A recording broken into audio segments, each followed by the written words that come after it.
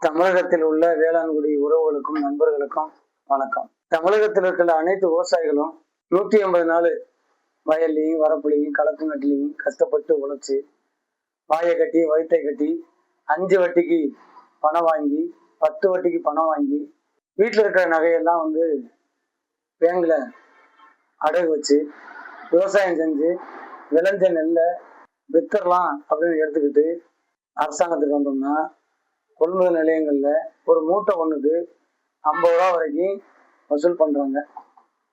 சரி, அப்படியாவது அந்த நெல்லை போட்டுருவாங்கன்னு பார்த்தோம்னா அதுக்கு உரிய விலை கிடைக்கும்னா இல்லை. ஏன்னா தமிழ்நாடு அரசு சார்பாக 100 கிலோ நெல் ஒரு குவிண்டால் ஒன்று இருக்கு 2500 ரூபா. இந்த 2500ல 2369 ரூபா மத்திய அரசாங்கமும் தமிழக அரசாங்கம் 131 ரூபா கொடுக்குறாங்க. இப்போ தமிழ்நாட்டுல ஒரு 1850 கொள்முதல் நிலையம் செயல்படுது. அங்க போய் பார்த்தோம்னா ஒவ்வொரு பகுதியிலுமே சாக்கு இல்லை, சணல் இல்லை, வேலையாட்கள் இல்லை. அப்படி அவங்க எல்லாம் இருந்தாங்கன்னா அங்கே போதுமான கட்டட வசதி இல்லை. இப்படித்தான் நடக்குது.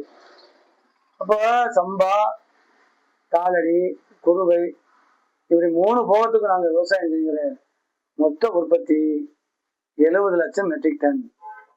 தமிழ்நாட்டிற்கு தேவையான மொத்த உற்பத்தி எவ்வளவுனா 91 லட்சம். அப்ப 21 லட்சம் மெட்ரிக் டன் தமிழ்நாடு அரசிற்கு வேளாண்மை துறையில உற்பத்தி துறையில பற்றாக்குறை. இந்த பற்றாக்குறைய ஏன் நீடிக்குது? விவசாயிகளுக்கு தேவையான இடுபொருளுக்கான விலை கூடிருச்சு. விவசாயிகள் பண்ற ஒவ்வொரு இயந்திரங்களுடைய வாடகை கூடிருச்சு. விவசாயிகள் வாங்குற உரங்களுடைய விலை கூடிருச்சு. இங்க விவசாய பணிகள் ஈடுபடுறதுக்கு செய்யறதுக்கு வேலையாட்கள் பற்றாக்குறை. அப்போ இதுக்கெல்லாம் என்ன காரணம்னா விவசாயம் தேவையான அனைத்து விஷயத்தையும் செய்யல. அப்போ விவசாயிகளுக்கு செய்யாம தமிழ்நாடு அரசாங்கமும் என்ன செய்யறாங்க? பக்கத்துல அண்டை மாநிலத்துல ஆந்திரா, கர்நாடகா, தெலுங்கானா, குஜராத்து, சத்தீஸ்கர் இருக்கிற மாநிலங்கள்ல கொள்முதல் செய்யறாங்க. கொள்முதல் செஞ்சு அந்த நெல்லை அரவை மில்லுக்கு கொடுத்து, நீங்க ரேஷன் கடையில பாத்தீங்கன்னா தெலுங்கானா அரசாங்கம்னு இருக்கும், கர்நாடக அரசாங்கம்னு இருக்கும், ஆந்திரா அரசாங்கம்னு இருக்கும், குஜராத் அரசாங்கம் இருக்கும். இனிமேல் போய் அந்த கோணி பயில பாருங்க. அப்ப பற்றாக்குறை இங்க இருக்குது. ஆனா முதல்வர் ஐயா அவர்கள் 16/11/25 என்ன சொல்றாங்கன்னா 14,11,00,000 மெட்ரிக் டன் நாங்க குறுவையில கரி பருவத்துல உற்பத்தி செஞ்சு சாதனை படைச்சிருக்கோம்னு சொல்லி பொய்யான ஒரு பிம்பத்தை சொல்றாங்க. இது ஐயா முதல்வர் அவர்களுக்கு தெரியுமா தெரியலையான்னு தெரியல. அதிகாரிகள் எழுதி கொடுக்குறாங்க. அதிகாரிகள் எழுதி கொடுக்கறத ஐயா முதல்வர் ஐயா அப்படியே வாசிக்கிறாங்க, ஒரு வரி கூட விடாம. அங்கே விவசாயினுடைய கடன் பிரச்சனை தீர்ந்துருச்சா? விவசாயினுடைய வாழ்வாதாரம் கூடிருச்சா? விவசாயினுடைய துன்பம் போயிருச்சா? விவசாயிகள் படுற சூழ்நிலை எல்லாம் முதல்வர் ஐயாவுக்கு தெரியாது. ஏன்னா முதல்வர் ஐயா குடும்பத்துக்கும் விவசாயத்துக்கும் தொடர்பு கிடையாது. ஏன்னா அவங்க இப்ப காமராஜர் ஐயாவோ, அதே போல எடப்பாடி ஐயாவோ, பக்தவச்சலம் ஐயாவோ அவங்க எல்லாம் வேளாண் மரபுல இருந்து விவசாய குடியில இருந்து முதலமைச்சரா வந்தவங்க. ஐயா முதல்வர் கருணாநிதி அவர்களோ ஐயா ஸ்டாலின் அவர்களோ விவசாய மரபுல இருந்து வரல. அவங்க வேற மரபுல இருந்து வந்ததுனால விவசாயிகள் படுற துன்பங்களும் துயரங்களும் கஷ்டங்களும் அவங்களுக்கு தெரியறதுக்கு வாய்ப்பு இல்லை. சரி, அவங்கதான் அப்படி இருக்காங்கன்னா இங்க வேளாண் துறையில பணியமர்த்துறாங்க அந்த உயர்மட்ட துறை அதிகாரிகள், அவங்களாவது வேளாண் துறை சார்பா இருக்காங்களா, அல்லது வேளாண் மரபு சார்பா இருக்காங்களா, அல்லது வேளாண் குடி சார்பா பணியமர்த்துறாங்களா? இல்ல. அதனால விவசாயிகள் படுற கஷ்டம் தெரியாது. தமிழ்நாட்டுல குறிப்பா பல்வேறு மாவட்டங்கள்ல மிளகாய் உற்பத்தி செய்யறாங்க. மிளகாய் உற்பத்தி செஞ்ச மிளகாய கொள்முதல் செஞ்சிருக்காங்களா? அதுக்கான திட்டம் தமிழ்நாடு அரசு இருக்கா? அல்லது வேளாண்மை துறையிட்ட இருக்கா? அல்லது தோட்டக்கலை துறையில இருக்கா? இல்லையே. ஆனாலும் ஒரு பொய்யான மாய பிம்பத்தை கட்டமைக்கிறாங்க. நீங்க பாத்தீங்கன்னா ஒவ்வொரு திருவிழாக்களுமே டாஸ்மார்க்ல சாராய கடைக்கு இத்தனை கோடி ரூபாய் டார்கெட் வச்சு நீங்க ஆய்வு கூட்டம் நடத்துகிற தமிழக முதல்வர் ஐயா அவர்களே, வேளாண்மைக்கான ஆய்வு கூட்டத்தை நடத்திருக்கீங்களா? விளைஞ்ச விளை நெல்ல நீங்களே உற்பத்தி செஞ்சுக்கிறீங்களா? அல்ல அதற்கான உற்பத்தி செலவு கூட்டி தந்திருக்கீங்களா? இல்லையே. அது இந்த வேளாண்மை சார்ந்த தொழில் சார்ந்த பல்வேறு கட்ட விஷயங்கள்ல இத்தனை லட்சம் மெட்ரிக் டன் உற்பத்தி செய்யறோம், இத்தனை மெட்ரிக் டன் பற்றாக்குறை இருக்கு, விவசாயிகள் இத்தனை லட்சம் மெட்ரிக் டன் உற்பத்தி செஞ்சு கொடுத்துருக்குறாங்க அப்படின்னு தமிழ்நாடு முதலமைச்சர் ஐயா ஸ்டாலின் அவர்கள் வெள்ளை அறிக்கை தருவாங்களா? அதற்கான திட்டம் உங்கள்கிட்ட இருக்கா? அதற்கான வரையறை உங்கள்கிட்ட இருக்கா? அதற்கான ஆய்வு கூட்டங்கள் நடத்துறீங்களா? இல்லையே.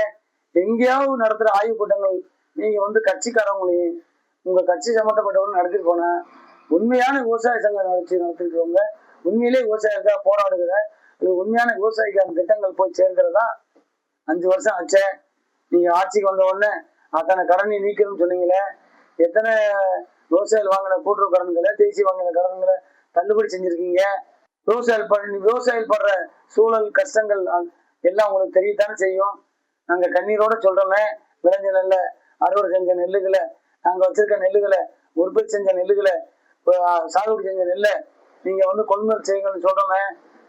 டெல்டா மாவட்டத்தில் மட்டும் இப்போதைக்கு 20 லட்சம் மெட்ரிக் டன் உற்பத்தி செஞ்ச நெல்லை கொள்முதல் செய்யறதுக்கு என்ன திட்டம் இருந்துச்சு? இல்லையா. இது வரைக்கும் நீங்க 10 லட்சம் மெட்ரிக் டன் தானே கொள்முதல் செஞ்சிருக்கீங்க. மீதம் இன்னும் 4-5 லட்சம் 6 லட்சம் மெட்ரிக் டன் கொள்முதல் செய்யாம மழையிலையும் தண்ணியிலையும் நனைஞ்சு வீணா போச்சு.